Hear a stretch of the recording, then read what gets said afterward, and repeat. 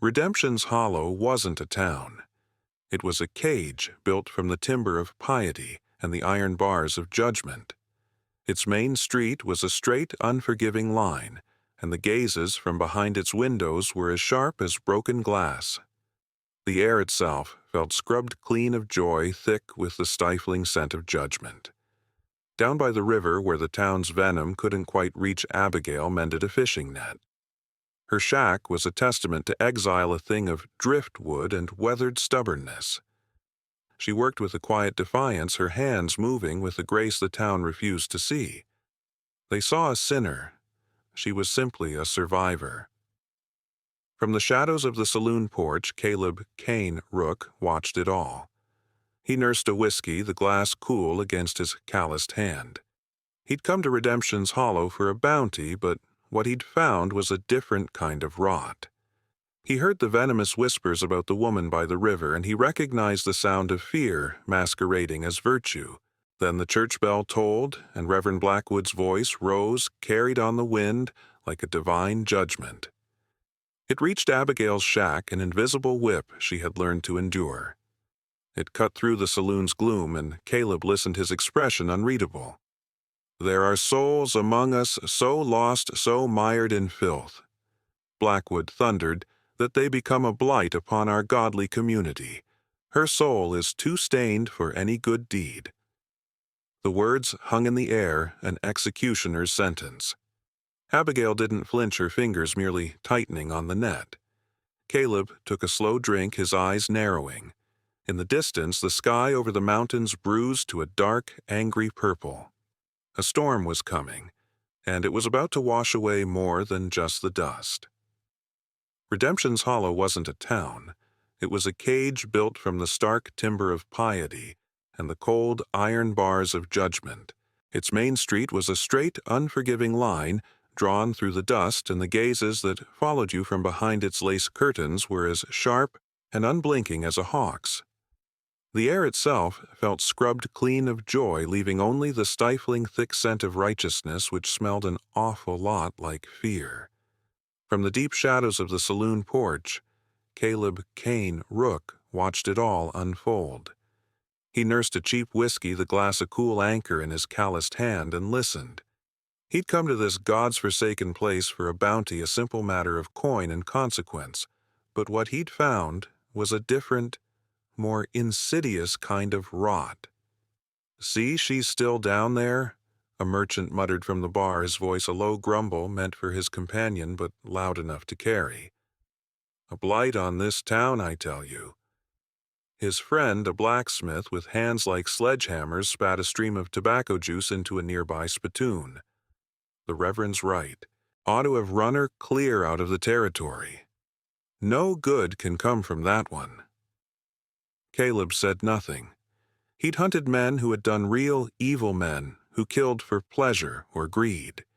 He knew the look of it, the smell of it. And it wasn't here in this saloon, stinking of stale beer and self-importance. He took a slow drink, the fire of the liquor doing nothing to warm the cold disgust settling in his gut. His gaze drifted past the edge of town down toward the river, where a lone figure moved against the vast, empty landscape. Down by the river, where the town's venom couldn't quite reach, Abigail mended a fishing net. The cold slap of the wind coming off the gray water did little to bother her. She had grown accustomed to the chill. Her shack, a defiant assembly of driftwood and scavenged planks, stood as a testament to exile. It was her penance and her fortress. She worked with a quiet, stubborn grace, her fingers, though chapped and sore, moving with a practiced rhythm. Pull, not pull. 1,000 tiny acts of repair. They saw a sinner, a fallen woman whose name was a curse on their pious lips. She was simply a survivor. The river was her only neighbor, and it at least never judged. It only provided. Then the sound came. The church bell tolled its sharp metallic clang, cutting through the wind a summons not to prayer, but to judgment. The voice of Reverend Blackwood rose, a river of fire and brimstone that flooded the town. It reached Abigail's shack, an invisible whip she had learned to endure. It sliced through the saloon's gloom, and Caleb sat up a little straighter, his expression unreadable. For the sickness of the soul is a contagion. Blackwood's voice thundered, echoing off the false fronts of the buildings. It takes root in the weak-willed and the morally corrupt. It festers in the darkness away from the light of the Lord. We must be vigilant. We must cut out the rot before it poisons us all. The sermon coiled around a single unspoken name, a name that was a ghost in the town's memory. Abigail's name. The Reverend paused, letting the weight of his words settle upon his flock. Then came the final killing blow. There are souls among us so lost, so mired in filth, that they become a blight upon our godly community. Her soul is too stained for any good deed. The words hung in the air, an executioner's sentence. Down by the river, Abigail's hand stilled for a single breathless moment. The needle poised over a tear in the net. She didn't flinch. She didn't weep. She drew a slow, deliberate breath and stitched the torn net, one knot at a time. In the saloon, Caleb drained his glass in one sharp, angry swallow. He looked out the door toward the mountains. In the distance, the sky was no longer gray, but had bruised to a dark, violent purple. A storm was coming to Redemption's Hollow, and it promised to wash away far more than just the dust. The storm did not arrive. It assaulted. The bruised purple sky of the afternoon tore open and rain came down in sheets. It was not a cleansing rain, but a hard, punishing deluge, each drop hitting the dry, packed earth like a bullet. The wind howled through the single street of Redemption's Hollow, a physical force that rattled windows and tore at the new painted signs, screaming the names of forgotten sins. Inside the small parsonage beside the church, Reverend Blackwood's son, Samuel, watched the world dissolve into a churning wall of gray. He was 7 years old, a boy whose world was defined by his father's booming voice and the town's hushed reverence. But he had a spark of rebellion in him, a curiosity that prayers could not tame. He'd heard the whispers, the witch by the water, the woman with the stained soul. He didn't understand the words, but he felt their weight, their thrilling, forbidden power. "Samuel, you stay put. You hear me, boy," his mother called from the kitchen, her voice tight with anxiety. He nodded, his eyes wide and innocent, and waited until she was occupied with a shutter that had broken loose. Then he slipped out the back door. He just wanted to see. He wanted to see the river, and maybe the shack that housed the sinner. Caleb Rook stood under the livery's deep awning, the smell of wet hay and horses, a familiar comfort against the storm's chaos. He had seen storms like this before, storms that could strip the land bare and reveal the bones of things best left buried. He watched the main street turn into a shallow, muddy creek, the splintered boardwalks already slick and treacherous. He saw the small figure of a boy darting between buildings heading for the riverbank. Fool kid Caleb thought a cold, detached assessment.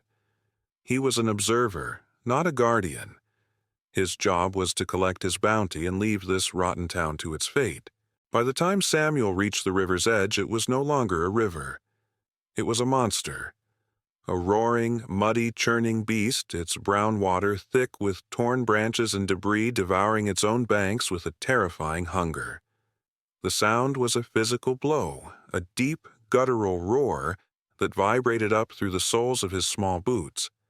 He crept closer, mesmerized by the terrible power. He could just see the roof of Abigail's shack somehow still standing against the torrent. He took another step, his foot searching for solid ground on the slick, muddy earth.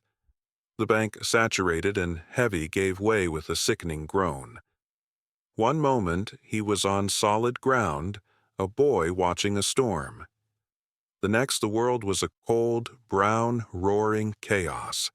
The current seized him, a merciless hand that pulled him under and spun him around, his small cry for help swallowed by the river's furious voice.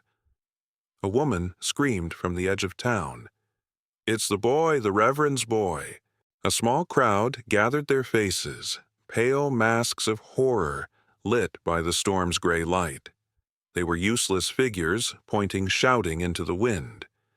God Almighty, someone do something. It's no use, the current's got him.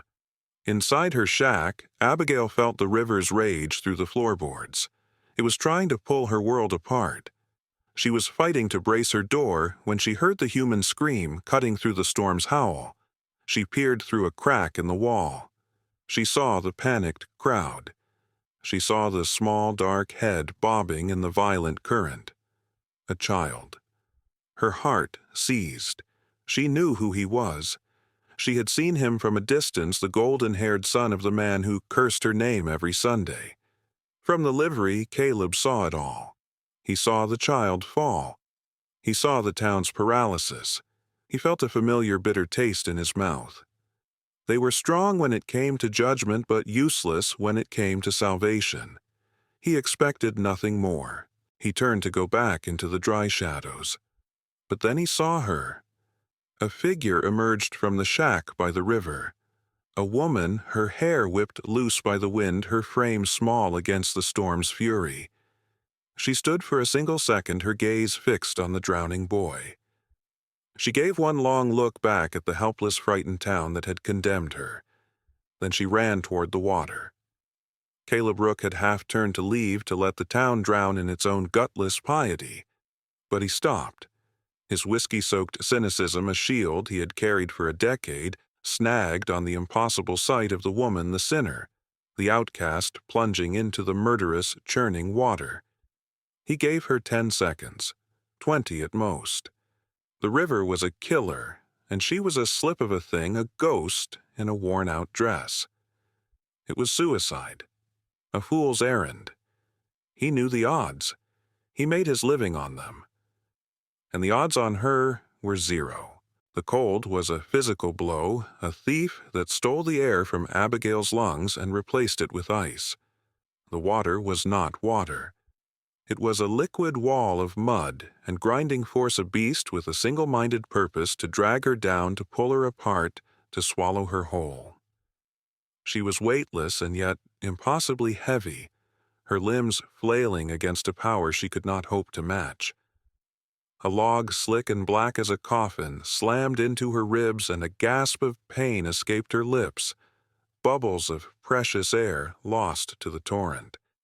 For a moment she was under the world, a brown, roaring nothingness.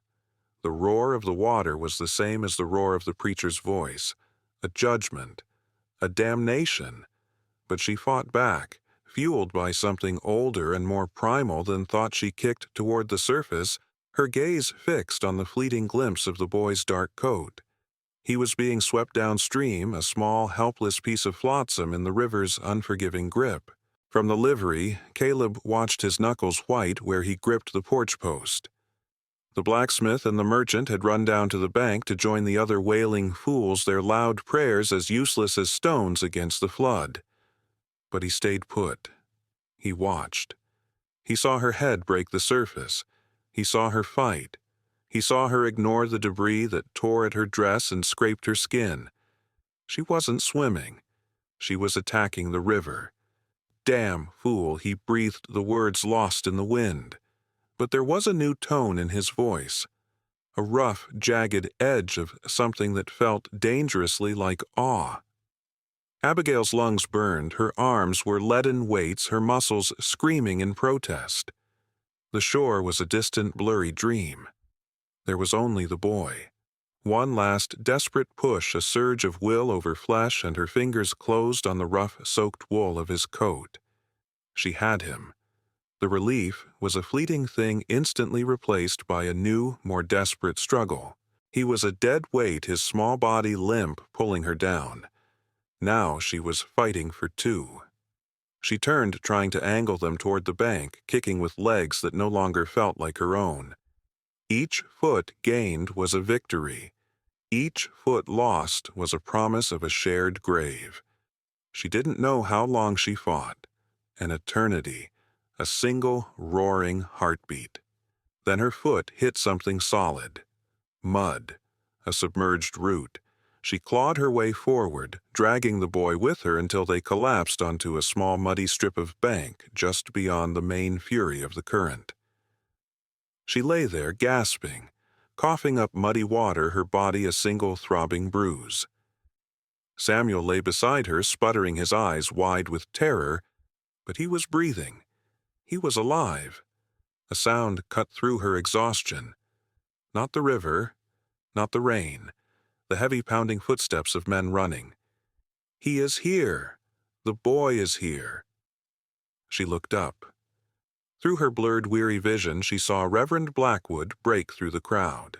He stopped, his tall frame rigid, his face a mask of thunder.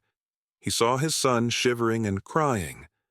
And he saw the woman, the sinner, her dress torn, her hair plastered to her face, her hand still resting protectively on his son's chest. He did not see a rescuer. He saw a serpent.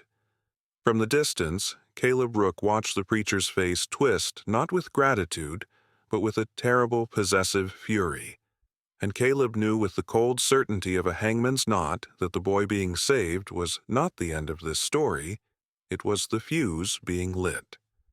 For a single fragile moment, the world was only the sound of the raging river and two people breathing on its muddy bank. Abigail pushed a stray strand of wet hair from her face, her entire body a symphony of pain, but her eyes were fixed on the boy. Samuel coughed a thin, watery sound, and that sound was the only thanks she needed. It was the sound of life. Then the world intruded. Reverend Blackwood arrived not like a grateful father, but like a thunderclap. He strode through the parted crowd, his fine black boots sinking into the mud, his face a storm cloud of terrible authority.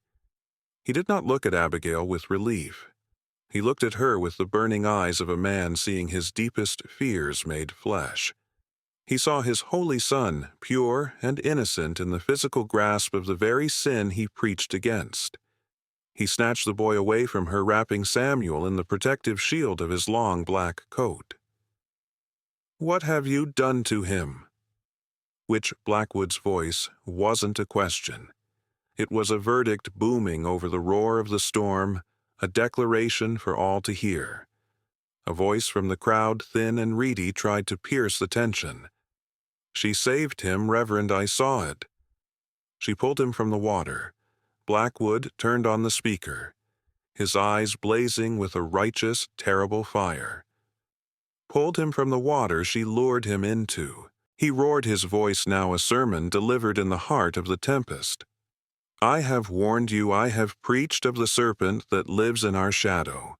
She charmed him with her devil's magic.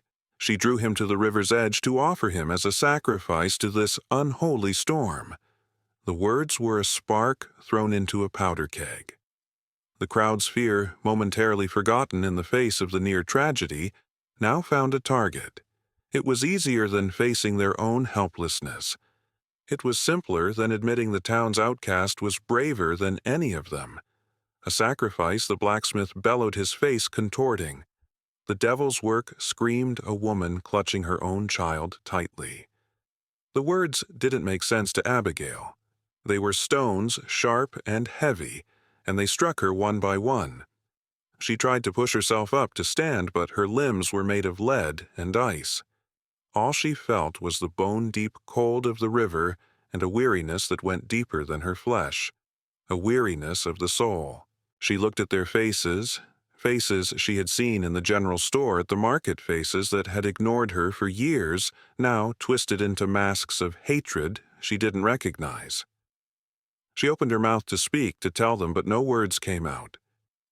What do you say to a hurricane from the livery? Caleb watched the lie take root and blossom in the space of a single heartbeat. It was the most efficient, terrifying thing he had ever seen.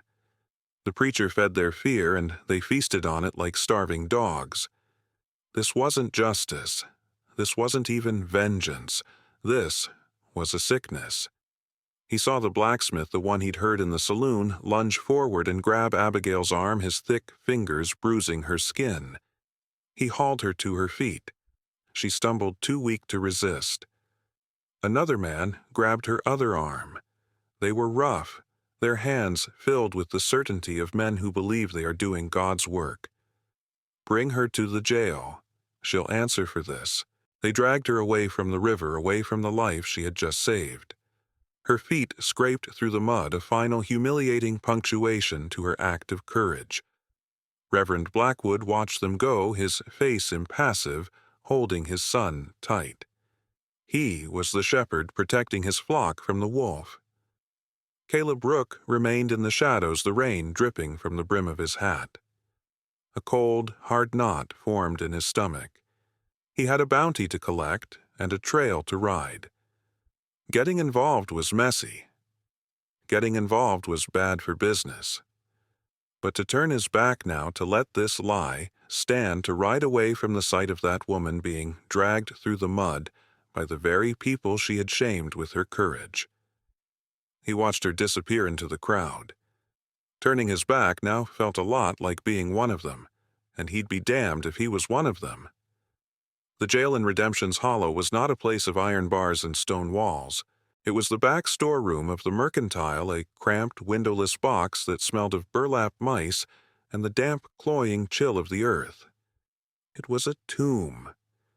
Abigail sat on an overturned crate, the thin fabric of her dress still cold and damp, clinging to her skin like a second miserable skin. The chaos of the rescue, the fury of the river had receded, leaving behind a silence that was far more terrifying. In the silence, the words of the preacher echoed not as shouts, but as a calm, certain poison seeping into her soul. Witch, serpent, sacrifice. She had saved a life, and in return, the world had condemned her.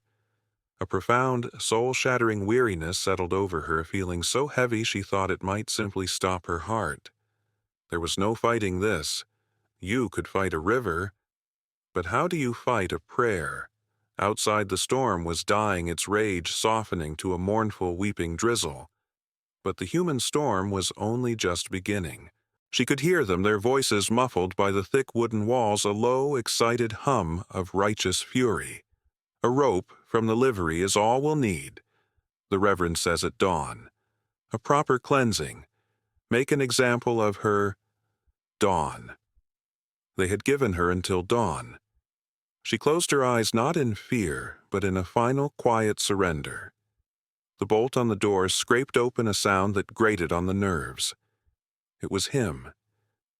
Reverend Blackwood stood silhouetted in the doorway, a lantern in his hand casting his shadow long and monstrous against the far wall.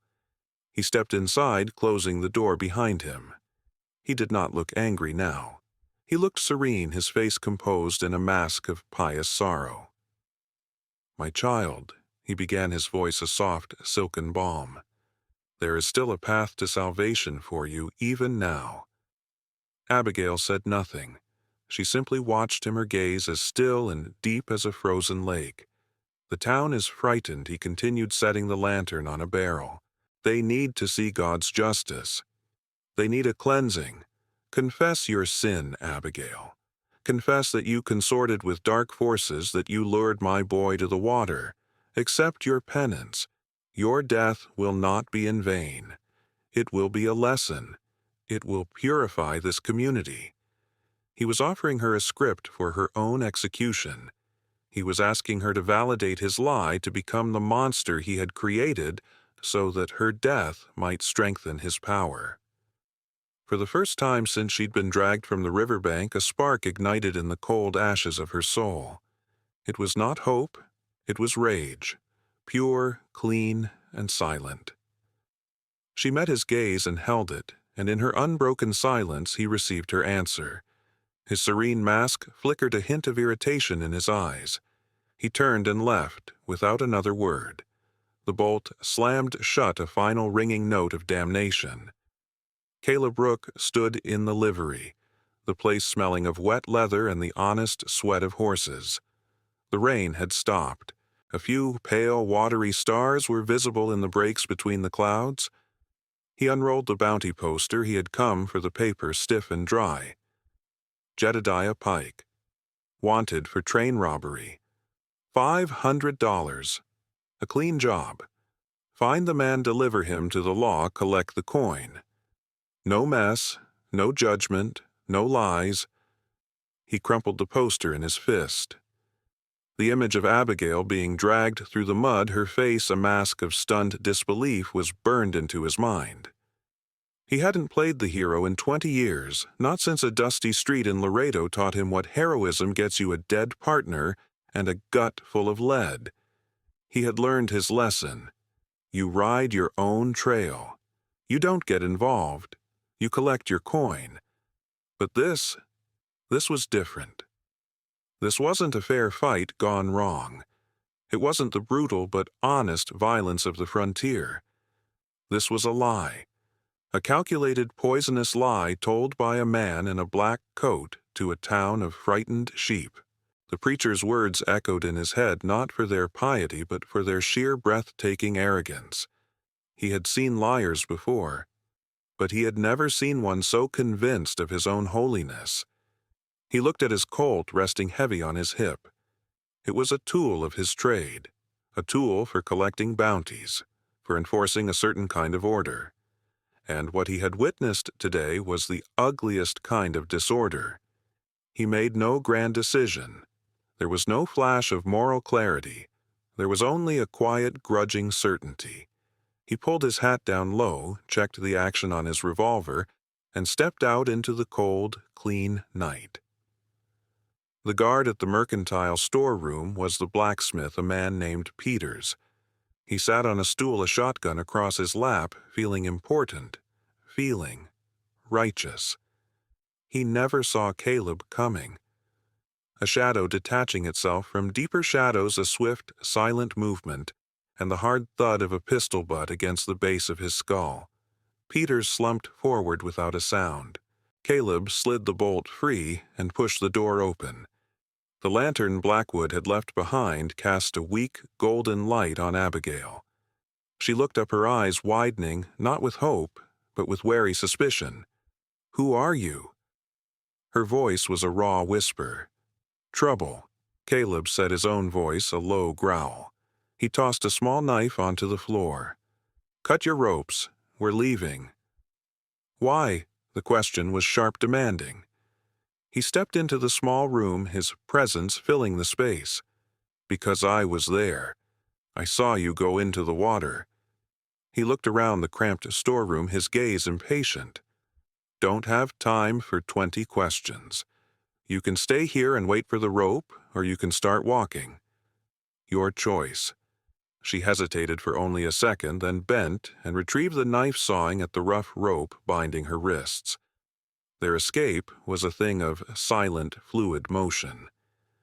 They moved through the muddy back alleys of Redemption's Hollow, two ghosts slipping through the cracks of a sleeping town. They were a whisper of movement in the darkness, a secret the town would only discover at dawn. They didn't stop until they were miles away, huddled in a rocky coulee where the wind whistled a lonely, mournful tune. It was cold, and they dared not light a fire. For a long time they sat in silence, the only sound their own breathing. "Why?" Abigail asked again, her voice stronger now, the shock replaced by a hard-won clarity. "You're a bounty hunter. I saw the poster. You don't do things for free." Caleb stared out into the darkness, chewing on the inside of his cheek. He could lie. He could say he wanted a reward, or that he had a grudge against the preacher. But for the first time in a long time, he felt the urge to tell an unvarnished truth. "That preacher," he said, his voice flat. "He's a liar. I don't like liars. It's a professional grievance." He paused, then added, his voice dropping lower. "And I don't like seeing a good hand get beat by a cheater." She looked at him, truly looked at him, and saw the deep, weary honesty in his eyes. An understanding passed between them, a fragile thread of trust woven in the cold, dark night. "He won't stop," she said. "He'll say I escaped with you. He'll send men. He'll call us murderers." "I know," Caleb said. "Running's not enough. We have to gut him. Show the town who the real snake is." "I can," she said, her voice barely audible, but her eyes gleaming with a new fierce light. "I used to clean the church. Before all this. The Reverend is a careful man. He has 2 offering ledgers, one that he shows the town elders." She leaned forward, her voice dropping to a conspirator's whisper. "And another one. A smaller book he keeps locked away. I saw him with it once. It was hidden under a loose floorboard in the vestry. He calls it God's private account." Caleb looked at her, and a slow, grim smile touched his lips for the first time. It wasn't a smile of humor. It was a smile of purpose. He was no longer just a bounty hunter collecting a fee. Abigail was no longer just a victim running for her life. They were partners. He looked back in the direction of the distant sleeping town. The escape was over. The hunt was about to begin. They returned on a Sunday morning. The sun was bright and unforgiving, making the white paint of the church in Redemption's Hollow gleam with a fierce, holy light. The bell was ringing a clean, clear sound, calling the righteous to worship. The people of the town, dressed in their Sunday best, walked with solemn faces, their thoughts on God and their souls clean for another week. They did not see Caleb and Abigail until it was too late.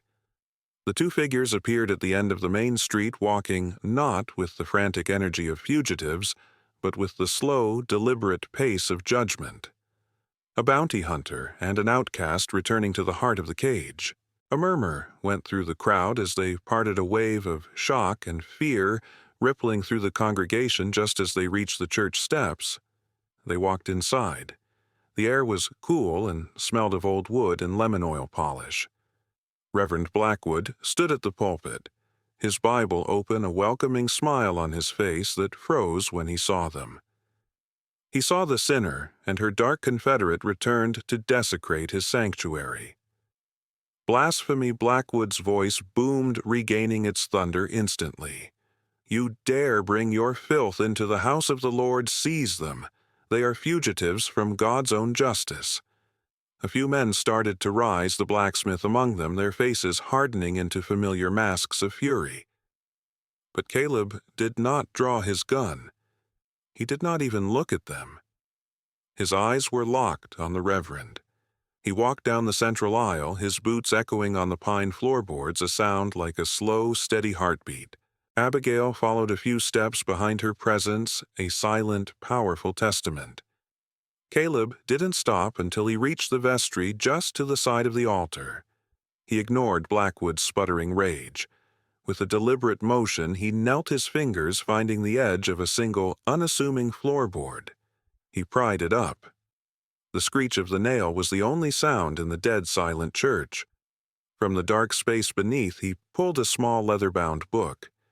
He stood, walked to the pulpit, and with no ceremony at all, tossed the ledger onto the open Bible. The thud was as loud as a gunshot. He calls it God's private account. Caleb said, his voice quiet, yet it carried to every corner of the room.